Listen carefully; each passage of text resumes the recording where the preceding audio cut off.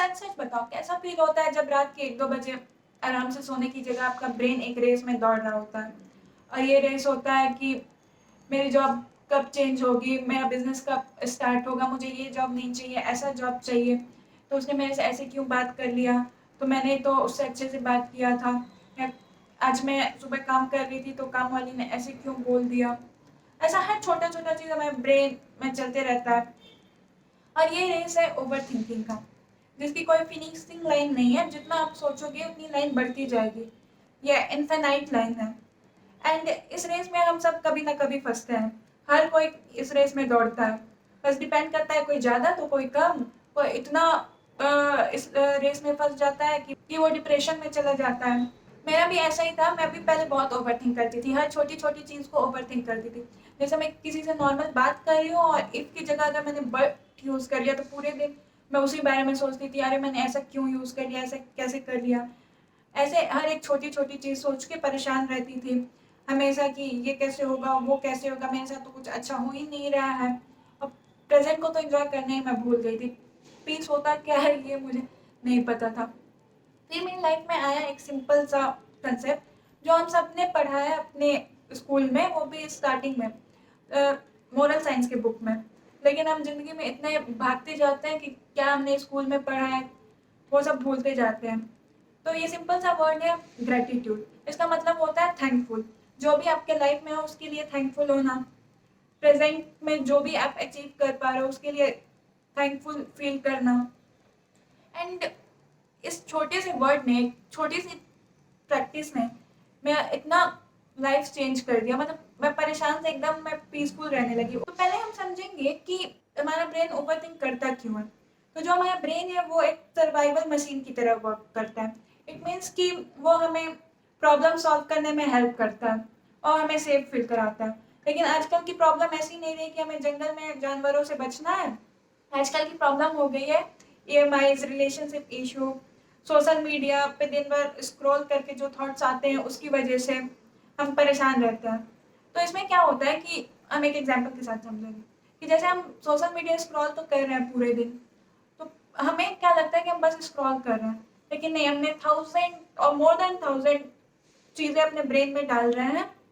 और उससे क्या होता है कि 1000 में से कुछ चीज़ें तो हमारे माइंड में रह जाती हैं। जैसे हमने किसी का पोस्ट ही देखा और कि ओ ये तो इतना रिच हो गया इसी एज में और मैं तो इसी लूप में फंसा हूँ, मेरे साथ तो कुछ हो ही नहीं रहा है। तो ये एक नेगेटिव चीज़ हमने सोच लिया। फिर क्या होता है, कई बार हम अपने फ्रेंड्स का देखते हैं पोस्ट कि अरे ये तो डेली घूम रहे हैं, डेली कैफे जा रहे हैं, लेकिन स्कूल में तो मैं ज़्यादा इंटेलिजेंट हुआ करता था या करती थी, लेकिन अब देखो अब इसकी लाइफ कितनी अच्छी है। तो जब मेरा अभी तक ऐसा अच्छा कुछ नहीं चल रहा है, मैं तो घर में ही पड़ी रहती हूँ, तो आगे भी क्या होगा। ये सब हम ओवरथिंक करने लगते हैं। ये सब क्यों हो रहा है, क्योंकि हम वो सब कंटेंट देख के अपने ब्रेन में वो क्वेश्चन डाल रहे हैं व्हाट इफ। और इस व्हाट इफ के चक्कर में हम भूल जा रहे हैं कि अभी हम वो लाइफ जी रहे हैं जो कभी हमने प्रे की थी। अभी हमारे पास वो जॉब है जो हमने प्रे की थी। कभी हमने प्रे किया था कि भगवान बस जॉब दिला दो, और अभी भगवान ने जॉब दिला दिया तो हम परेशान हैं कि यार मुझे तो वो जॉब चाहिए, मुझे तो बिजनेस करना है। तो हम भूल ही गए ये सब कंटेंट के चक्कर में या इतना आउटर प्रेशर के चक्कर में। जो हमने मांगा था वो लाइफ हम जी, और क्या होता है कि एक नेगेटिव स्टार्ट करो तो 10 नेगेटिव आने लगता है, और एक ये लूप हो जाता है। ये लूप से हम कभी निकल ही नहीं पाते हैं। ये तो वैसा है कि जितना आप उसमें डूबना चाहो उतना डूबते जाओगे, इससे निकलना फिर बहुत मुश्किल हो जाता है। फिर मैंने एक दिन पढ़ा, you can't be over thinker and grateful at the same time. इसका ये मतलब था कि आप परेशान और खुश एक साथ नहीं रह सकते हो, ये दोनों चीजें को एग्जिस्ट नहीं करती हैं, ये सच भी है। एंड डिसीजन हमारा है कि हम क्या चूज करते हैं, या तो परेशानी या फिर ग्रेटफुल रहना।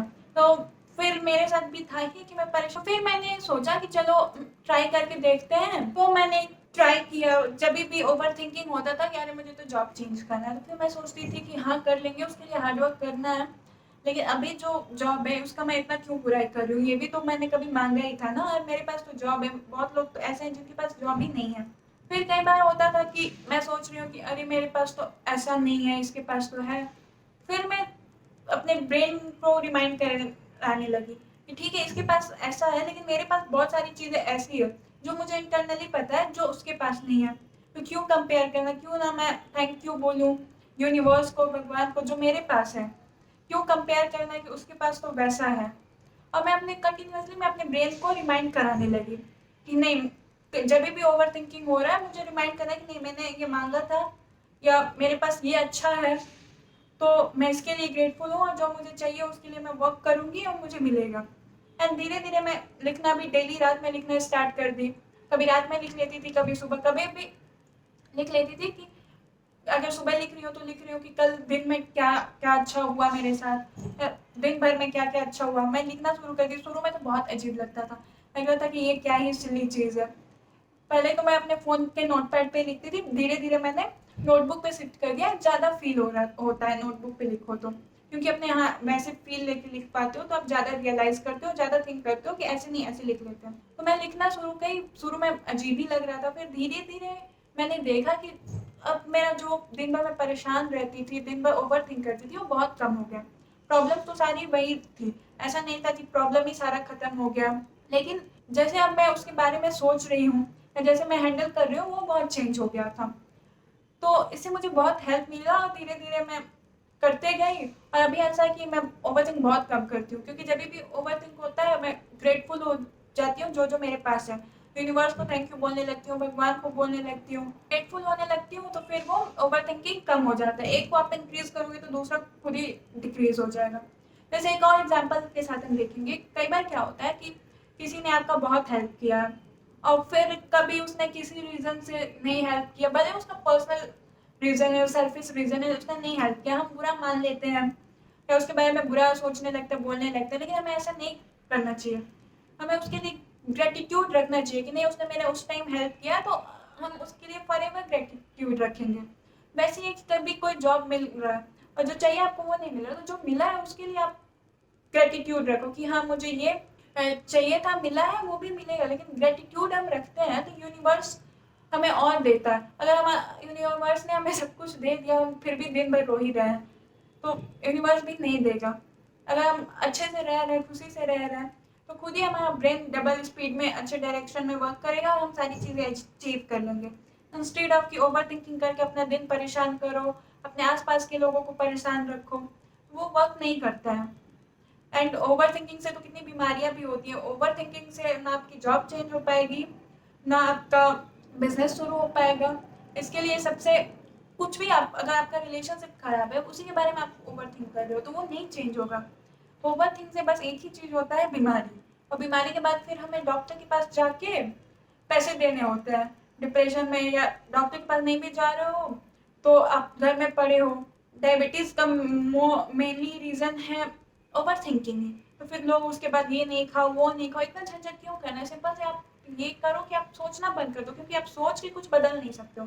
बदलना है आपको काम करके। उसके लिए आपके दिमाग में शांति होना चाहिए, और दिमाग शांत तब होगा जब आप ग्रेटिट्यूड रखोगे कि हाँ ये मेरे साथ अच्छा हुआ, मैं इसके लिए थैंकफुल हूँ, अब मैं अपना कर्म करूँगा। फल की चिंता बिना किए आप कर्म पे फोकस करो, क्योंकि ओवर थिंकिंग बस वही डॉक्टर के पास ले जाएगा। एंड ट्रस्ट में, ये कोई मैजिक नहीं है, ये सिंपल साइंस है कि जैसा आप अपने ब्रेन को वर्क कराओगे वैसे डायरेक्शन में वर्क करेगा। अगर आपके पास जो चीज़ें नहीं हैं उस पर फोकस करोगे तो हजार ऐसी चीज़ें मिल जाएंगी, लेकिन आपके पास जो है उस पर फोकस करोगे तो उस डायरेक्शन में आपका ब्रेन वर्क करेगा।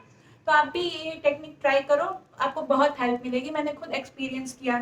अभी एक सिंपल सा हम कर सकते हैं कि अभी आप कमेंट में लिखो एक ऐसी चीज़ जो आप ग्रेटफुल हो, या आज के दिन में आपके साथ अच्छा हुआ है।